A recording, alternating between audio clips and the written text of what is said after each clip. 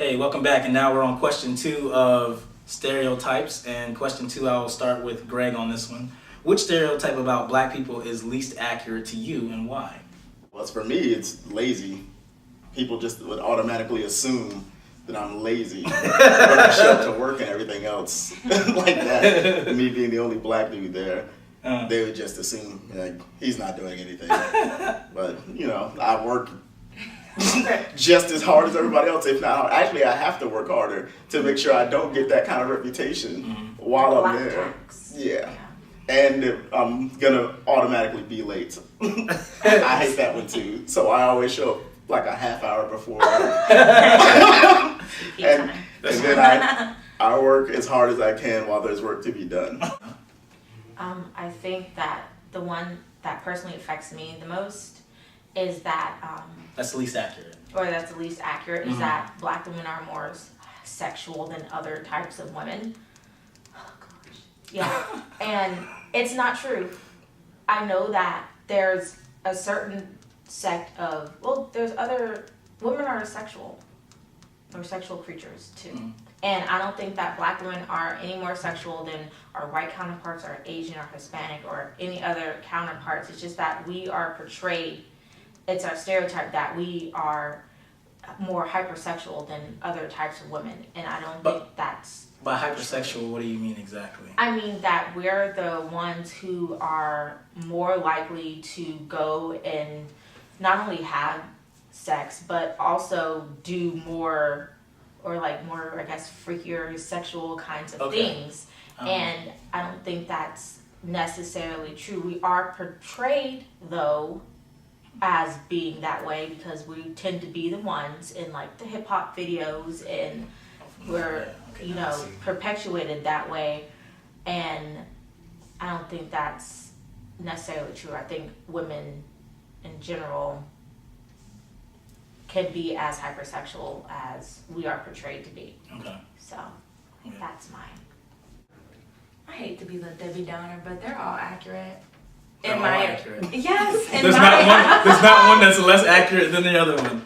No, because all the stereotypes that black people have on them, some group is perpetuating it to the max. So Stop the tape. Go on. And I hate to say that, but I think that's what any race and any stereotype any race has. It's all being perpetuated by some group to the fullest. That's where you get the actual stereotype from, because it's a fact that it's happening. Now, for me per se, and I hate that it's, like I said earlier, that all of the races fit into that stereotype, because for me, I know when I go to work, people want to deem me as like the black girl, that black girl, but I'm not that black girl, because I don't even know what that black girl means. But when they talk to me, they realize that I'm not. And so it also makes you feel like, wait, am I not living up to those stereotypes? And then you also think back and it's like, wait, am I supposed to be this way? Or if I'm not this way, am I acting like somebody else? So it's very complex, but Identity crisis. yeah, because we've from society been deemed a certain way, and if we don't act that way, we're acting like somebody else. And so I guess for me, the most least accurate would be like, oh, I have to be loud all the time, or I have to get an attitude, when I just really don't, unless I'm really mad. But that's with anybody, right? Yes, of course. To go back to your point, black women have been more of not a sexual deviant. Now, y'all are, the stereotype is y'all will abort a baby in a heartbeat, or have a gang of kids and hop on child support or whatever, and throw a dude into jail. But as far as being sexually wild like that, actually, white girls are the ones that white girls are the ones that have that. That's why I was actually asking. They're not seen that. They're not deemed that way. I've seen them all that way. But society looks at the black girl over the white girl and say, "Oh, she's more." See, I always thought it was that y'all were seen, and I'm not a black woman, of course, we all know this, but I thought so y'all gonna have to school me on this. Yeah, and that's why I was interested. I always thought it was seen as y'all being like gold digging loudmouths. That was the box that I thought y'all were throwing in. Or you have a hyper attitude. It Hyper is. attitude as well. So yeah, we have that. You have that gold digger type mentality. You have the very attitude, and then you have like the Jezebel. So the hypersexualized black woman. We have been portrayed in popular media like that a lot. And so even though you've seen this, a surgence of white women becoming portrayed as more hypersexualized by like Girls Gone Wild and those types of things, and maybe through your own personal observations, it's historically been that way, that black women have been portrayed as hypersexualized, so that way we're not compared, or that you can deem us differently than the moral, like We're white used I know- as sex so- symbols. I understand what you're saying. Like, and we're That is sexually very true. objectified a Yeah. lot. That is very true. So yeah, like So like when we- you said okay, so like that's when you where had y'all- said when you had said the Okay. video things, that's when I was like, oh, I see where you're going. And then So I Miley didn't understand. Cyrus, her performance at the VMAs also kind of highlights how black women, are seen as being hypersexualized. Like when Miley wants to go and do her, have her sexual freedom and everything, and like explore that type of sexual deviant side, guess who she gets to go and help her, back up her twerking instance?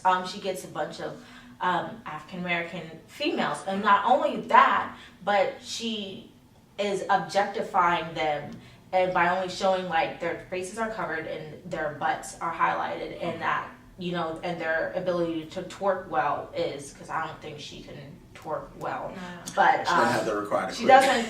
doesn't. Sorry, and it's not because she's white. She just can't. So She doesn't have the she doesn't required have equipment. it. So You know what? that's the. There's no clapper there. I'm just gonna go to the website. I think we should just go to the website on this. Guy on the couch, what do you got for us? On All this right. Question number 2. Which stereotype about black people is least accurate to you and why? This response comes from Rob Coles. Rob Coles says that blacks are lazy. I find this to be the least accurate because a few less than desirables get all the press. Meanwhile, hardworking brothers and sisters get lumped in with the rest because that part is dragging the black race down. Oh, excuse me, that part that's dragging the black race down is the most visible because it's idolized by others. Surely it's no coincidence that the part that is negative for blacks is idolized by non-blacks. Could it be that they desire our demise? Back to you. Good. I thought that was good. Cool. And we actually had someone say that we're lazy. Greg, I believe, said lazy was his personal one before. So, yeah. Anyone have any comments on Rob Cole's suggestions? I've seen African Americans who are hardworking, but then they also look down upon other African Americans, and I feel like that's negative in a sense as well. But I've also seen African Americans who legit are lazy, who say, well, I'm going to let the government take care of me. I'm going to do me. I don't want to work because I feel like the world owes me something. So I've seen both, and I think I agree with the comment because it does bring black people as a whole down, and we're all looked at as lazy. And then when we're hardworking, we're like that token black person. So I'm sorry. No, that's fine. Angry black woman.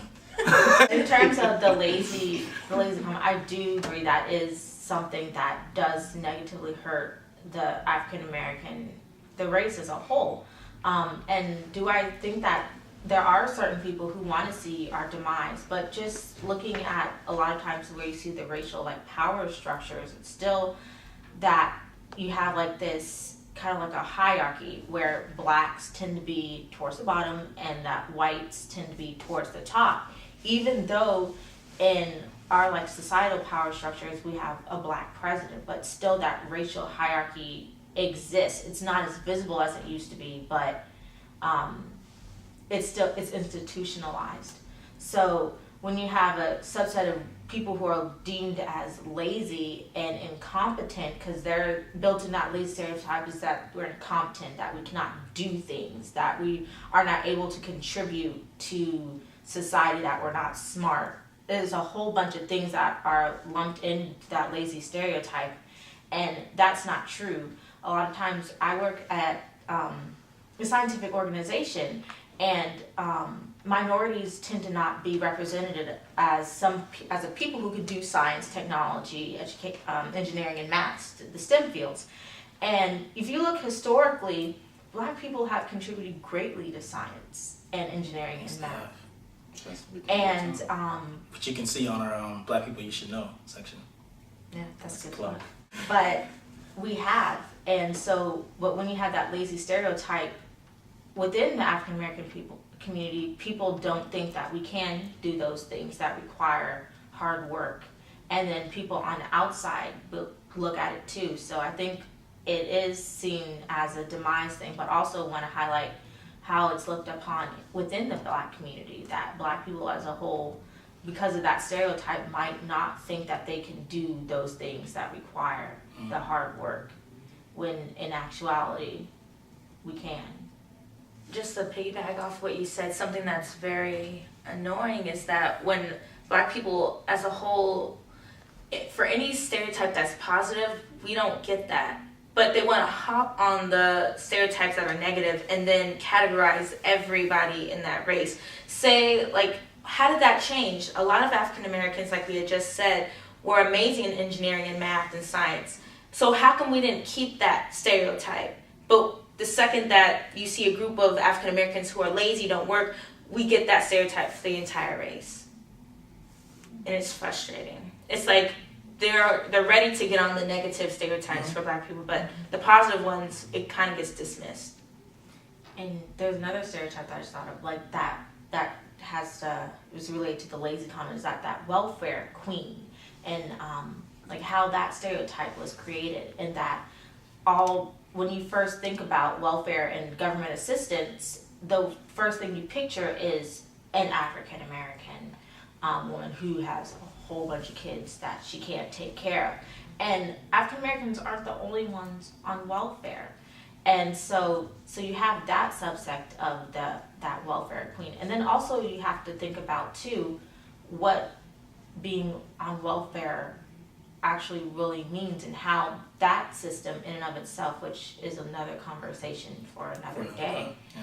But you ignore the circumstances and the trials and tribulations that come with being on that system. So you have the stereotype that highlights just a certain subsection of the welfare queen, or like being lazy, or what contributes to that, and it helps ignore the greater problem. And I think that's one of the things about stereotypes that actually bothers me more so than the actual stereotype, is that it helps you to ignore the problems that really exist. With that being said, I'll go ahead and plug you guys to the website again, which is www.blackadvancement.com. We'll highlight one of our books of the month, which is The Blacklist. It basically has a whole bunch of celebrities and stars and stuff that you can read about their own personal experiences as they go through. Also, recommended websites, Sweetest Affairs. They helped us out since the beginning. That's a great website. They do bar mitzvahs, parties, bandstands. Also, another one is Kids on Board. We actually met this young gentleman, Kyle, who actually runs Kids on Board, which is basically a recreation for kids, to where they're taught and mentored through skateboarding type of sports, such as like I think skateboarding and waterboarding and skiing and stuff like that. Yeah, X Games type stuff. So it's really cool. You guys should check that out as well. Also, you can go to our events page for events that we'll be having, such as live symposiums, which are sort of like this except bigger. With all that said, we'll be back.